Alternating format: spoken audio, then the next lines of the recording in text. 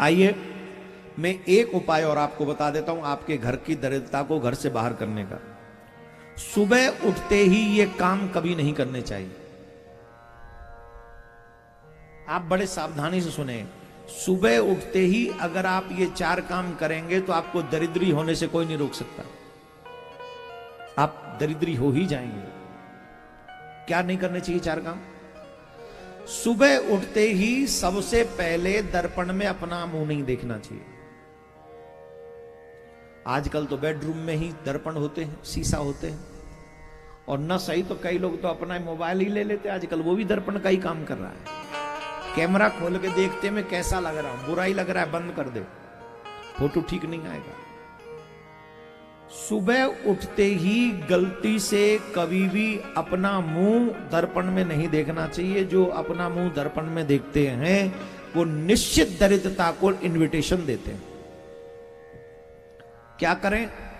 इस जगह पर ध्यान रखें, अगर आपके रूम में आपका बेटा अथवा बेटी सोती है तो सबसे पहले अपना मुख देखने की बजाय अपने बेटा और अपने बेटी का मुख देख ले।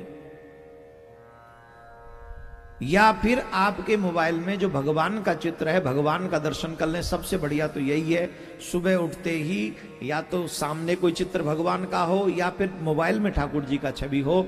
सबसे पहले उठकर भगवान का ही दर्शन करना चाहिए अथवा बेटा बेटी का मुख देखना चाहिए। अपना मुंह देखोगे तो निश्चित दरिद्रता को निमंत्रण दोगे, पहला। दूसरा, सुबह उठते ही चाय और बिस्किट नहीं लेने चाहिए, खाना नहीं चाहिए कुछ भी। आजकल बड़ी समस्या है, बिना बेड टिके तो बिस्तर छूटता ही नहीं। सबसे पहला काम ही है, चाय चाहिए। और चाय अगर अकेली चाय पिए तो वो होता है, क्या बोलते हैं उसको, अरे क्या, पेट में बड़े बड़े गुब्बारे फूटते है ना, तो गैस बनती है। तो लोग कहते खाली चाय हम नहीं पीते ना महाराज, इसलिए हम थोड़ा बिस्किट ले लेते हैं। कभी भी गलती से सुबह उठते ही चाय और बिस्किट नहीं लेने चाहिए, दरिद्रता को निमंत्रण है। बिल्कुल भी नहीं खाना है।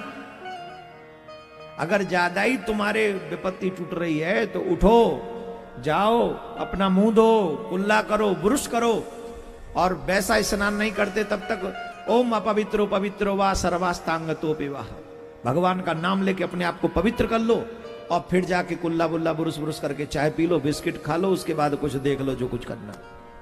लेकिन सीधे उठते ही कभी भी चाय बिस्किट और कुछ खाना पीना नहीं चाहिए। दूसरी बात। तीसरी बात, ब्रह्म मुहूर्त में कभी भी स्त्री पुरुष का संग नहीं करना चाहिए। संग का मतलब जो ब्याहता लोग हैं वो समझ रहे हैं, भाव में ही अल्प में ही कह रहा हूं। कभी भी संभोग क्रिया को ब्रह्म मुहूर्त में स्वीकार नहीं करना चाहिए। जो स्त्री भोग करता है, पुरुष भोग करता है ब्रह्म मुहूर्त में सुबह उठते ही, वो निश्चित दरिद्रता को निमंत्रण देता है। इससे सावधानी रखनी चाहिए। और चौथा और अहम, सुबह सुबह कभी क्लेश नहीं करना चाहिए घर में।